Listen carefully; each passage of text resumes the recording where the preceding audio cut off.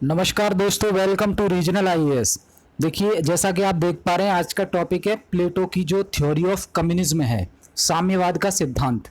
ठीक है, तो इसमें ये है, आज हम डिस्कस करेंगे। इससे पहले हम ऑलरेडी कई थ्योरीज डिस्कस कर चुके हैं प्लेटो के बारे में। और प्लेटो के बारे में सबसे पहले हमने एक फाउंडेशन मजबूत करने के लिए 1 घंटे का लेक्चर बनाया हुआ है। तो अगर आपने पिछले लेक्चर नहीं देखे हैं तो उनको जाके देख लीजिए, क्योंकि अगर पिछले लेक्चर आप देख लेंगे तो ये जो वीडियो है और अच्छे से समझ में आएगा आपको। वैसे मैं कोशिश करूंगा सारी चीजें इसमें एक्सप्लेन करने के साथ, अगर कोई लिंकेज होगा तो उसको भी यहाँ डिस्कस कर लूंगा। ठीक है, तो प्लेटो की थ्योरी ऑफ कम्युनिज्म हम डिस्कस करते हैं, बहुत इंपॉर्टेंट है।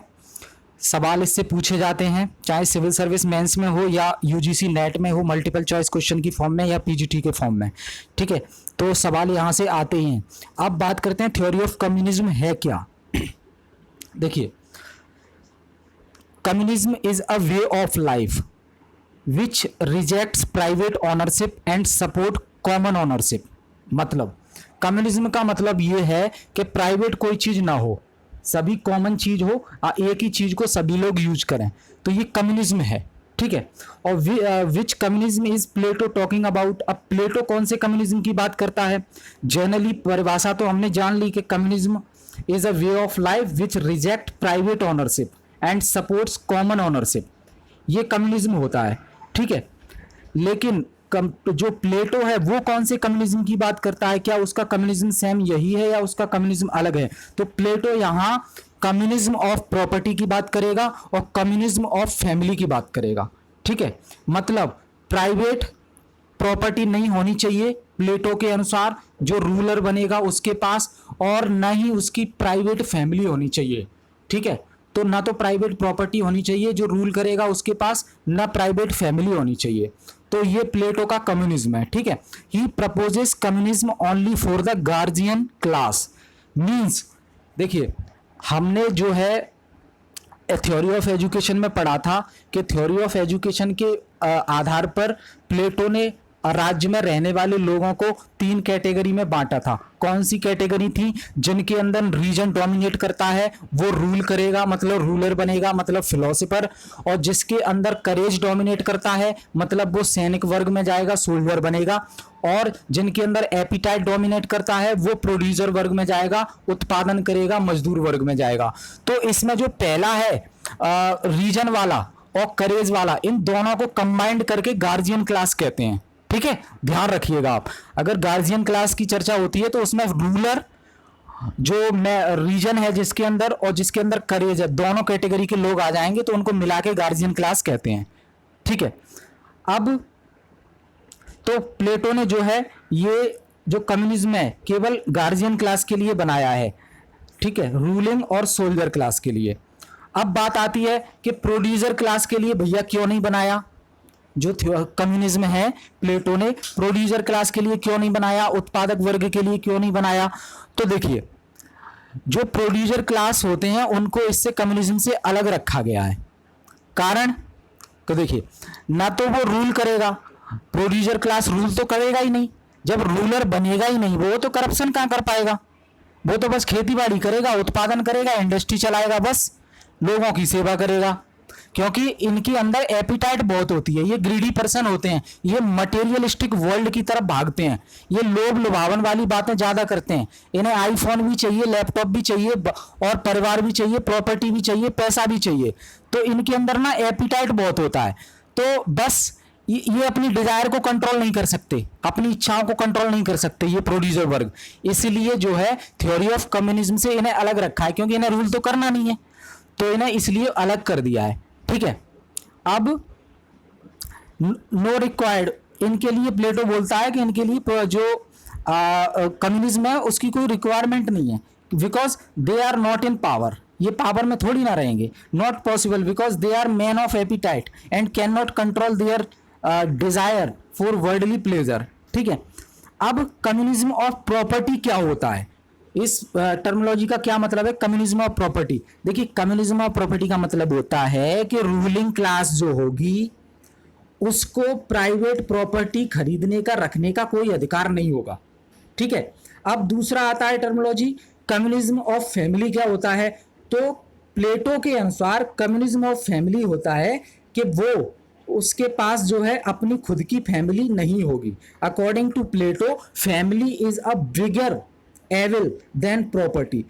प्लेटो के अनुसार प्रॉपर्टी से भी खतरनाक है फैमिली, जो कि उनको जो है करप्शन करने पर मजबूर करती है। तो इसीलिए फैमिली को अलग रखा गया है। अब features of communism of family, communism of family के जो फीचर्स क्या हैं, विशेषता क्या होंगी, देखिए, no private family, state is a family, आपकी कोई प्राइवेट फैमिली नहीं होगी, पूरी स्टेट ही आपकी फैमिली होगी, ठीक है। तो ये सारी चीजें हैं। अब who will marry and who and when all decided by the state, कौन किसके साथ शादी करेगा ये भी स्टेट के द्वारा डिसाइड किया जाएगा। क्यों? क्योंकि this is the way they can improve the race. अब मान लीजिए आपने अखबार में ऐड देखा होगा, मैट्रिमोनियल जो पेज आता है उस पे लिखा होता है कि दूल्हा चाहिए और आईआईटी से पास आउट होना चाहिए, आईआईएम से पास आउट होना चाहिए, ठीक है। फिर दूसरा ऐड आता है कि दुल्हन चाहिए, वो एमबीबीएस होना चाहिए। तो ऐसा क्यों करते हैं? अब एमबीबीएस दुल्हन आएगी, एमबीबीएस दूल्हा है, तो जो बच्चा पैदा होगा वो भी उसी क्वालिटी का पैदा होगा। तो रेशियल इंप्रूवमेंट हो और बच्चे उसी तरह के पैदा हो जिस तरह के चाहते हैं।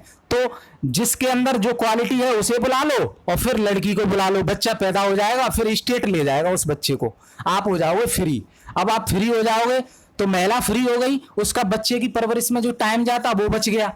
अब वो क्या करेगी, उस बचे हुए टाइम को स्टेट के प्रति देगी, स्टेट के प्रति काम करेगी, तो स्टेट की इफिशियंसी बढ़ेगी, उत्पादकता बढ़ेगी, प्रोडक्टिविटी बढ़ेगी, ठीक है।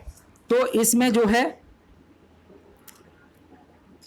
अब purpose of marriage in Plato's Republic, Plato की जो किताब है उसमें मैरिज का पर्पज क्या है। देखिए, पर्पज का जो मैरिज है, शादी है, उसका उद्देश्य सिर्फ एक है, बच्चा पैदा करना, ठीक है। तो बच्चे पैदा करेंगे, फिर स्टेट उस बच्चे को ले जाएगा, मतलब सरकार ले जाएगा, उसकी कस्टडी में रहेगा वो बच्चा। अब इसका एडवांटेज क्या है, फायदा क्या है कि बच्चा पैदा हुआ और बच्चे को राज्य ले गया, सरकार ले गई, उसकी कस्टडी में रहेगा। इसका फायदा ये होगा कि ruling class will not be able to discriminate among children और वोमेन विल बी रिलीव्ड, मतलब वोमेन को टाइम मिल जाएगा कि जितना समय वो बच्चे की परवरिश करती बाद में वो अपना काम करेगी स्टेट के लिए, तो स्टेट की एफिशिएंसी बढ़ेगी, जैसा अभी हमने डिस्कस किया। अब कम्युनिज्म का यहाँ क्रिटिसिज्म भी होता है, विरोध भी होता है। वो क्या? Plato's diagnosis is correct but prescriptions are wrong.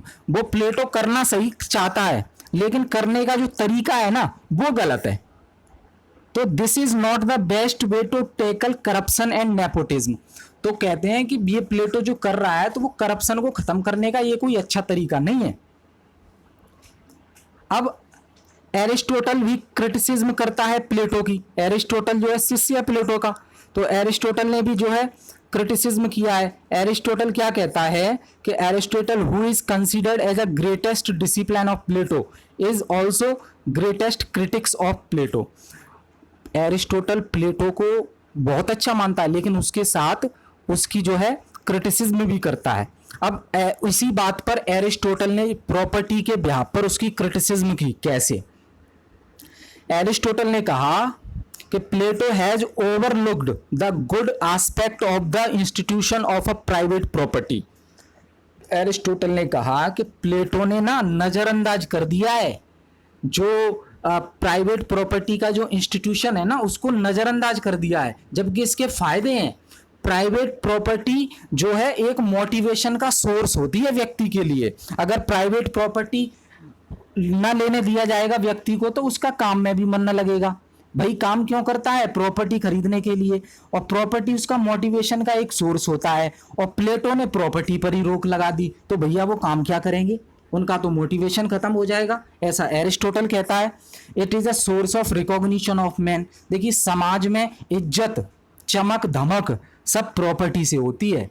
अब अंबानी आज छाया हुआ है, क्यों? प्रॉपर्टी की वजह से। अब आप रूलिंग क्लास को प्रॉपर्टी न खरीदने के लिए मजबूर करोगे तो क्या होगा? उसका मन लगेगा, रिकॉग्निशन समाज में नहीं बढ़ेगी उसकी, ठीक है। और reason with a property are man of reason, person with a property are man of reason.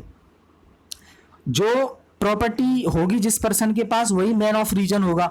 Those who have property have states in the stability and in the order. अगर जिसके पास प्रॉपर्टी है वो स्टेबल भी है, स्थिर भी है। Property is a source of जो है charity, property source of charity भी होता है, ठीक है। अब कम्युनिज्म ऑफ फैमिली पे एरिस्टोटल किस तरह से जो है क्रिटिसिज्म करता है प्लेटो का, देखिए। Extremely critical of Plato's communism of family, remedy is worse than the diseases. Plato's ideas are not progressive, rather take us back to the barbaric ages. देखिए एरिस्टोटल कहता है कि जो प्लेटो के जो आइडिया हैं वो प्रोग्रेसिव नहीं है, ये तो हमें असभ्य समाज की ओर ले जाएंगे। The purpose of marriage and family is not a just, और ये जो फैमिली का और मैरिज के लिए ये जो विरोध में है ये सही नहीं है। और वो कहता है कि जो फैमिली का और मैरिज का जो उद्देश्य है वो सिर्फ जनरेशन बाई जनरेशन चाइल्ड पैदा करने का है, वो भी सही नहीं है। It is very important for emotional stability. State is not a family rather than family of families. State कभी फैमिली नहीं हो सकती, फैमिली ही फैमिली हो सकती है। Both property and family have been time tested institutions. जो प्रॉपर्टी और फैमिली है वो टाइम टेस्टेड इंस्टीट्यूशंस होते हैं। Had there been any other alternative it would have been in existence. तो देखिए अब यहाँ पे सीधी सी बात है भाई, मान लो कि जो रूलर के अंदर रीजन डोमिनेट है 90%। प्लेटो का कहना क्या है, प्लेटो कह रहे हैं कि मान लो जो रूलर है उसके अंदर रीजन डोमिनेट है 99%, लेकिन हो सकता है 1% एपिटाइट रह गया हो, थर्ड कैटेगरी वाली कैरेक्टरिस्टिक्स। तो उसके लिए 1% को भी हटाने के लिए मैंने ये एक सेफ गार्ड दिया है। जो कम्युनिज्म ऑफ फैमिली है, कम्युनिज्म ऑफ प्रॉपर्टी है, इनके चलते वो करप्शन नहीं कर पाएगा, ठीक है। तो अब जो थ्योरी ऑफ कम्युनिज्म देने का एक और सबसे बड़ा रीजन है, हो सकता है कि फिलोसफर किंग ने थ्योरी ऑफ एजुकेशन में जो टेस्ट पास किए थे ना, जिन्हें हमने प्रीलिम्स और मेंस कहा था, तो हो सकता है वो नकल करके पास कर लिया, तो उसके अंदर भी एपिटाइट का डोमिनेंस हो, इसलिए थ्योरी ऑफ कम्युनिज्म अप्लाई करता है, मतलब नो प्राइवेट प्रॉपर्टी, ठीक है। अब थ्योरी ऑफ कम्युनिज्म की फीचर्स क्या है, देखिए भैया, फैमिली नहीं होगी इनके पास तो करप्शन नहीं होगा, इनके पास कोई प्राइवेट फैमिली नहीं होगी, कोई प्राइवेट प्रॉपर्टी नहीं होगी, ठीक है। तो ये सारी फीचर्स हैं इसकी। अब बात आती है कि भैया जो गार्जियन क्लास है, गार्जियन क्लास मतलब कि रूलर और सोल्जर, वो ये एक्सेप्ट क्यों करेंगे थ्योरी ऑफ कम्युनिज्म को, क्यों स्वीकार करेंगे। तो देखिए गार्जियन क्लास के अंदर रीजन डोमिनेट करता है, तो ये अपनी एपिटाइट को कंट्रोल कर सकते हैं। और दूसरी बात ये है भैया, अच्छे अगर राज्य में रहना चाहते हो ना कुछ तो त्याग करना पड़ेगा आपको, कुछ ना कुछ तो सेक्रीफाइस करना पड़ेगा। तो everybody sacrifice to live in a ideal state, ठीक है। अब वो दूसरा है वोमेन के लिए, वोमेन अगर फ्री होगी तो बच्चे की रिस्पॉन्सिबिलिटी से वोमेन फ्री होगी, जिससे वोमेन अपने आप को डेवलप कर पाएगी और स्टेट को सर्विस दे पाएगी। मतलब theory of communism women liberation पर भी फोकस कर रही है, ठीक है। अब क्रिटिक्स की हमने बात करी ली कि इसका क्रिटिसिज्म होता है। मान लीजिए कि फैमिली टाइम टेस्टेड इंस्टीट्यूशन है, मतलब जब कोई साथ नहीं देता तब फैमिली सपोर्ट करती है, फैमिली की वजह से आपके अंदर इमोशनल स्टेबिलिटी आती है। लेकिन प्लेटो इसको अंडरमाइन कर देते हैं, इग्नोर कर देते हैं, ऐसा एरिस्टोटल ने कहा। मैरिज को भी अंडरमाइन कर दिया, क्योंकि यहाँ एक लड़के की शादी एक लड़के से नहीं होती, बल्कि लड़के की फैमिली की शादी लड़की की फैमिली के साथ सीधी से होती है। Purpose of marriage is not just procreation, और जो मैरिज का जो पर्पज है वो सिर्फ बच्चे पैदा करना नहीं है। Everybody responsibility is no one responsibility. ये सही बात है कि everybody responsibility is no one responsibility. अगर सरकारी रोड है मान लो, तो 100 में से एक अगर थूक देगा ना सरकारी रोड पर, तो और सोचेंगे कि मैंने ही तो थूका है, बाकी नहीं थूकेंगे, जबकि सभी थूकते हैं और सब सोचते हैं कि बाकी नहीं थूकेंगे, मैंने ही थूक दिया है। तो जो सरकारी चीज होती है ना उसका रखरखाव नहीं हो पाता, प्राइवेट चीज का ही रखरखाव हो पाता है। फैमिली एक सोर्स ऑफ मोटिवेशन होती है, प्रॉपर्टी भी एक सोर्स ऑफ मोटिवेशन होती है। प्रॉपर्टी से पहचान मिलती है, समाज में इज्जत मिलती है। प्लेटो का जो डायग्नोसिस है ना वो सही तो है, लेकिन ये करप्शन खत्म करने का प्योर रूट नहीं है, ऐसा एरिस्टोटल बोलते हैं। ठीक है, तो ये हमने डिस्कस किया थ्योरी ऑफ कम्युनिज्म के बारे में। अब देखते हैं आगे institution of philosopher king. Institution of philosopher king, जो रूलर है उसके बारे में। Why philosopher king? अब लोग पूछते हैं भैया फिलोसोफर किंग क्यों? तो Athens has to become a ideal state, it has to be ruled by philosopher. तो प्लेटो कहता है कि एथेंस का जो राजा होगा वो फिलोसोफर ही बनेगा और उसी के द्वारा रूल किया जाएगा जिससे वो आइडियल स्टेट बन सके। क्वालिफिकेशन क्या होगी भैया फिलोसोफर किंग बनने के लिए? भैया उसके अंदर ना मैन ऑफ रीजन होना चाहिए और सिंबल ऑफ सेक्रीफाइस होना चाहिए, परित्याग भी करना आना चाहिए उसको, क्योंकि फिलोसोफर बन जाता है वो फिर त्याग करके रूलर बनता है। और नॉलेज ऑफ फिलोसफी भी होना चाहिए, और फैमिली नहीं होनी चाहिए उसके पास, और ना ही कोई प्राइवेट प्रॉपर्टी होनी चाहिए। अब पावर ऑफ फिलोसोफर किंग के बारे में बात कर लेते हैं।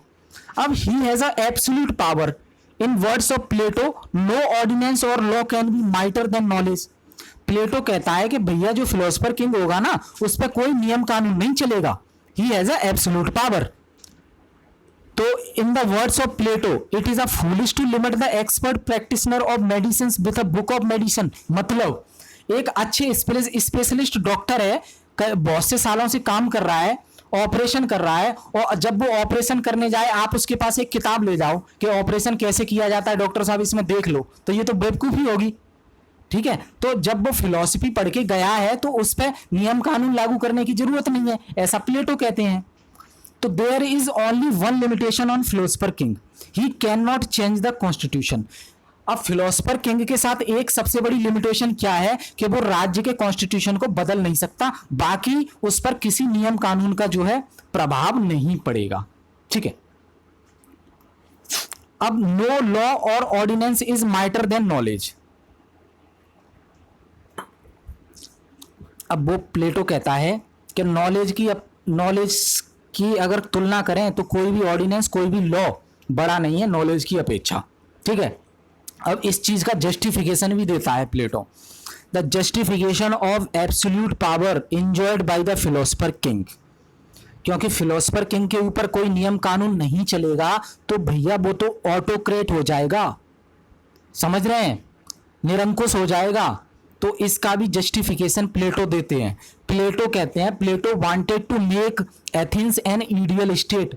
भाई ये तो शुरू से चला रहा है कि प्लेटो चाहता है कि मेरा जो एथेंस राज्य है ना वो एक आइडियल स्टेट बन जाए, बहुत अच्छा राज्य बन जाए, उसकी ग्लोरी रेस्पेक्ट वापस आ जाए।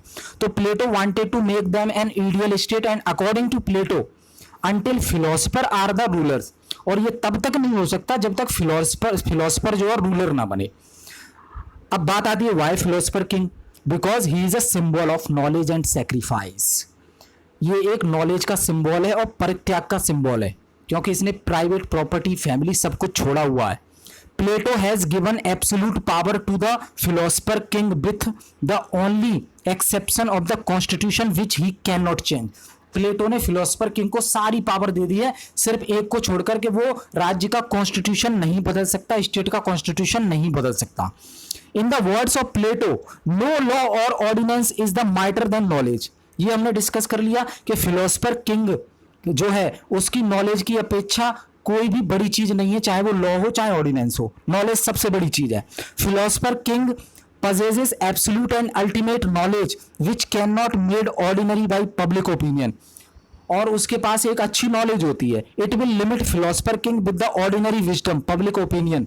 It will be as a foolish to limit to expert practitioner of medicine with a book of medicine. मतलब प्लेटो ने फिलोसोफर किंग को ये फालतू के नियम कानून से अलग रखा है। ठीक है, कंक्लूजन क्या निकलता है भैया?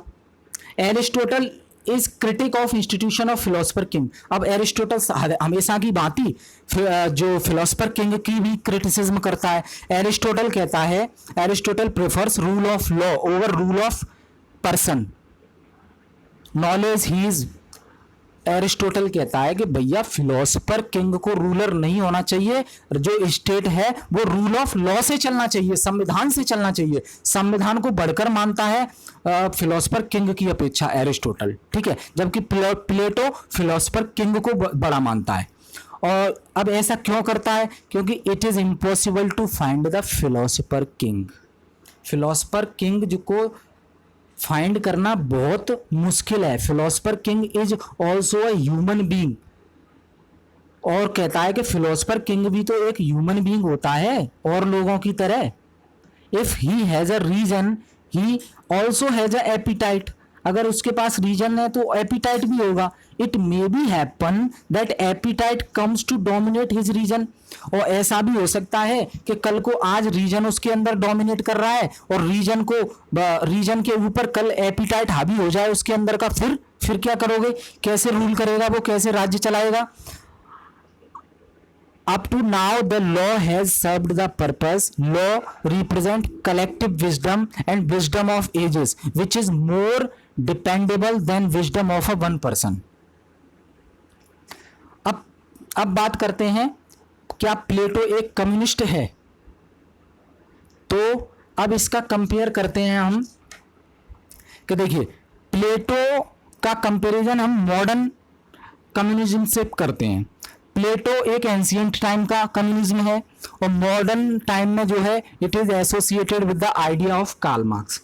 कार्ल मार्क्स से संबंधित है आज का कम्युनिज्म, और तब का कम्युनिज्म जो है वो एंशिएंट टाइम का था। प्लेटो आइडियलिस्टिक होता है, ठीक है, और जो है आज का जो कार्ल मार्क्स का कम्युनिज्म है वो मटेरियलिस्टिक होता है, ठीक है।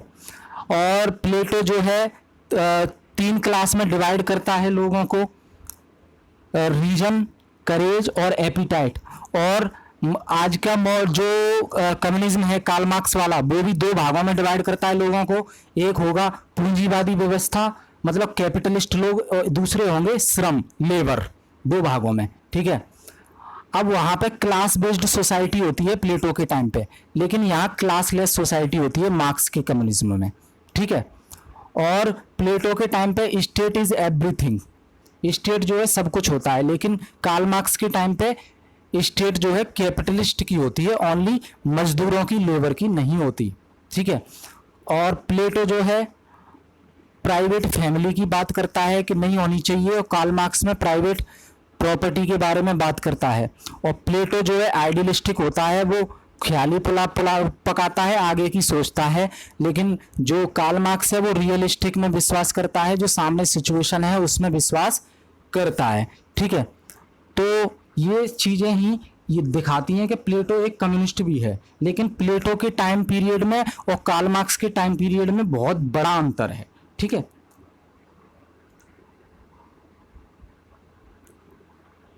अब बात करते हैं क्या प्लेटो जो है फासिस्ट है? तो देखिए, fascism is a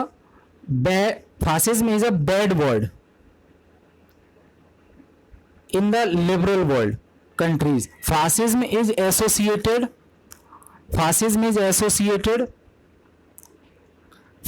is considered as a anti-democratic, anti-freedom, threat to internal peace and anti-humanity, ये फासिज्म है, ठीक है। The term fascism is used to denote the type of political system which come to be established in Italy under Mussolini and in Germany under Hitler during in the war period.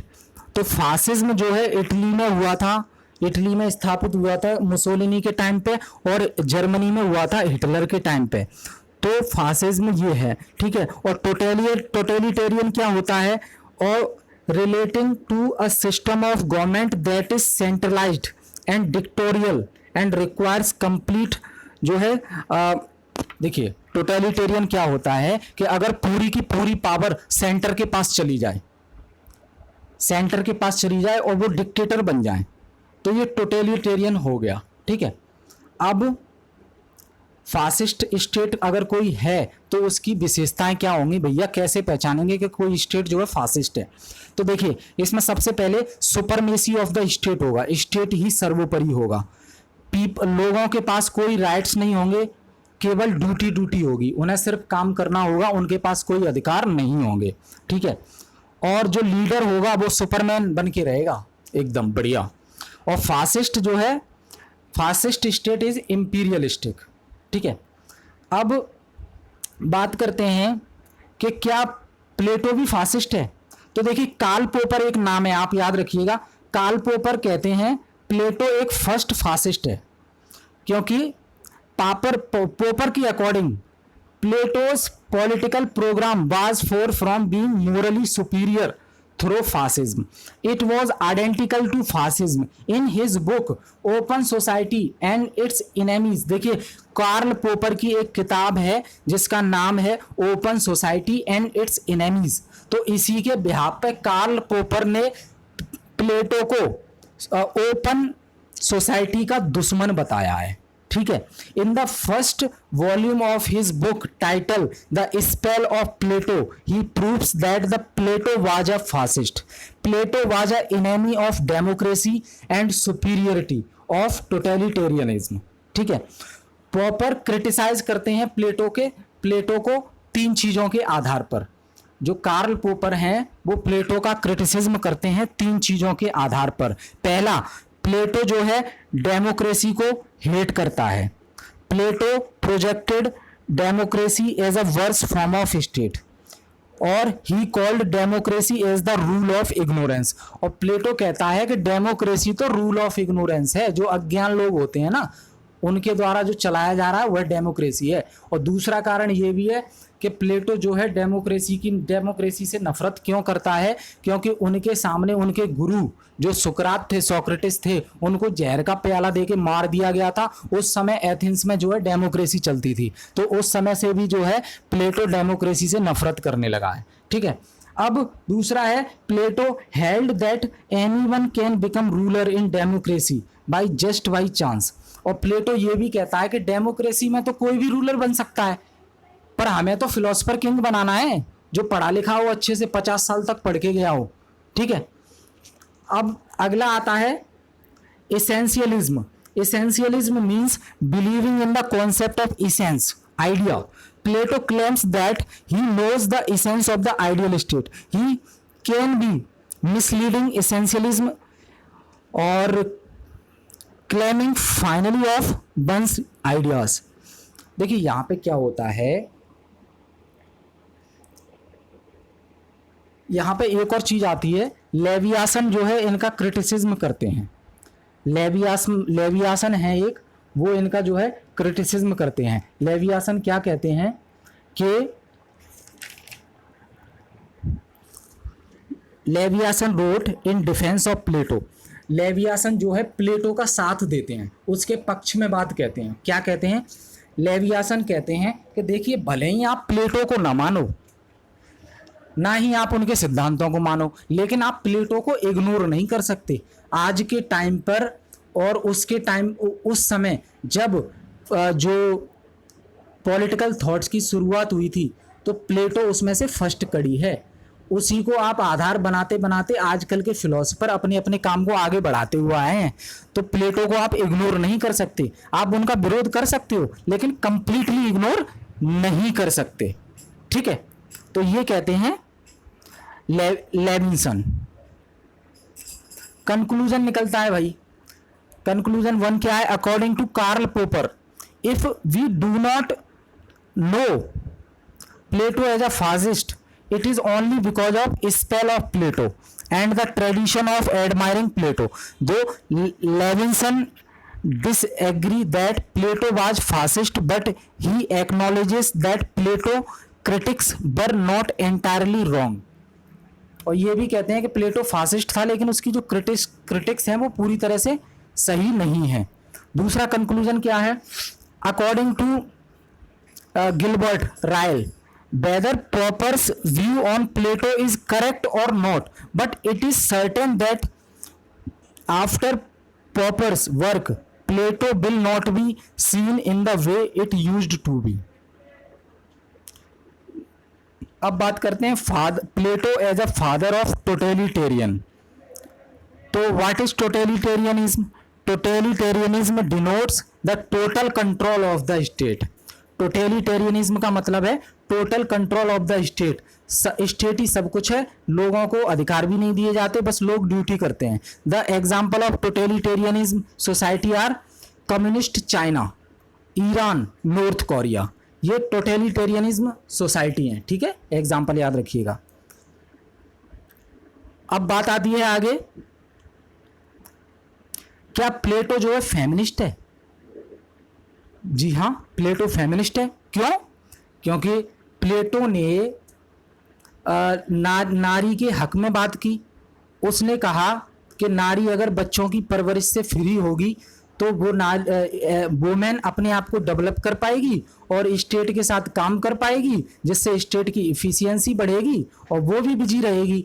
तो feminism की बात करता है, feminist है प्लेटो, ये यहाँ पे चर्चा होती है। ठीक है, अब है Plato as a father of political philosophy. क्या प्लेटो जो है पॉलिटिकल फिलॉसफी का फादर है? तो the entire western political thought is nothing but the footnotes to Plato and Aristotle. तो प्लेटो ही पॉलिटिकल फिलॉसफी का फादर है। अभी तक के जितने भी फिलोसफर आए हैं उनका बेस प्लेटो और एरिस्टोटल ही है। One can be either Platonic और anti Platonic but one can never be non Platonic. ये कार्ल पोपर कहते हैं। आप प्लेटो की बातों में यकीन कर सकते हो और प्लेटो की बातों में यकीन नहीं भी कर सकते, लेकिन आप प्लेटो को इग्नोर नहीं कर सकते। ठीक है, ये कार्ल पोपर कहते हैं। Plato is known as the father of political philosophy. Plato rightly deserves the title because Plato has established that philosophy is a superior to physics. Plato ने यह साबित किया था, बोला था कि फिजिक्स के आगे बढ़कर फिलॉसफी होती है, तो इसीलिए प्लेटो को पॉलिटिकल फिलॉसफी का फादर कहा जाता है। Plato has given the theory of ideas, he has established that the study of ideas is superior to the study of matter. Materialistic world से स्पिरिचुअल वर्ल्ड सही होता है, बड़ा होता है, अच्छा होता है, ये उन्होंने थ्योरी ऑफ आइडियाज में हमें बताया।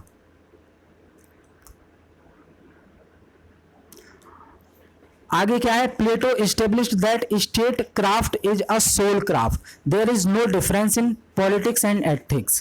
प्लेटो कहता था पॉलिटिक्स और एथिक्स में कोई डिफरेंस नहीं है। He believes that philosophy has a solution for the problems of politics, और कहता था पॉलिटिक्स में अगर कोई भी प्रॉब्लम आती है तो फिलॉसफी में उसका सॉल्यूशन है। He has shown that philosophy is not just for the betterment of the philosopher, rather than the knowledge of philosophy should be used for the betterment of humanity। और वो ये भी कहता है कि फिलॉसफी सिर्फ जो है नॉलेज के लिए नहीं है, बल्कि ये ह्यूमैनिटी को और अच्छा बनाने के लिए भी फिलॉसफी जरूरी है। Considering Plato's contribution towards the discipline of politics, Emerson goes to the intent of saying that Plato is philosophy and philosophy is Plato। तो ये कथन कहा गया है कि प्लेटो ही फिलॉसफी है और फिलॉसफी ही प्लेटो है। इतना अच्छा काम किया फिलॉसफी में। ठीक है, वाइल अब इसमें जो a place of Plato in the history of western philosophy can be understood from the statement of Karl Popper, who is considered as the greatest critic of Plato. देखिए, कार्ल पोपर जो है प्लेटो का क्रिटिसिज्म बहुत करते थे, लेकिन उन्होंने एक स्टेटमेंट प्लेटो के फेवर में दे दिया है जो ये साबित करता है कि प्लेटो गलत नहीं है, उनकी आइडियाज गलत नहीं है और उनकी फिलॉसफी पर, उनके थॉट्स पर भी आज तक के जो फिलोसफर और थिंकर्स आए हैं वो उनका बेस है। उसी बेस पर ये लोग आगे बढ़े हैं, अपने काम को इन्होंने आगे बढ़ाया है। तो कार्ल पोपर ने कौन सा स्टेटमेंट दिया था? उन्होंने दिया था कि one can be better Platonic और anti Platonic but one can never remain indifferent to Plato, such is the spell of Plato. मतलब वो कहते थे कि आप प्लेटो के फेवर में हो सकते हो, प्लेटो के विरुद्ध भी हो सकते हो, लेकिन आप प्लेटो को निगलेक्ट नहीं कर सकते, प्लेटो को जो है इग्नोर नहीं कर सकते। ये उनका कंट्रीब्यूशन दिखाता है पॉलिटिकल फिलॉसफी में, इसलिए उनको फादर ऑफ पॉलिटिकल फिलॉसफी कहा जाता है। ठीक है, तो ये हमने डिस्कस किया कि जो थ्योरी ऑफ कम्युनिज्म है, इसी में हमने फिलोसफर किंग को भी डिस्कस किया। ठीक है, तो इस वीडियो में इतना ही, मिलते हैं अगले वीडियो में एक नए टॉपिक के साथ। तब तक के लिए बहुत बहुत धन्यवाद।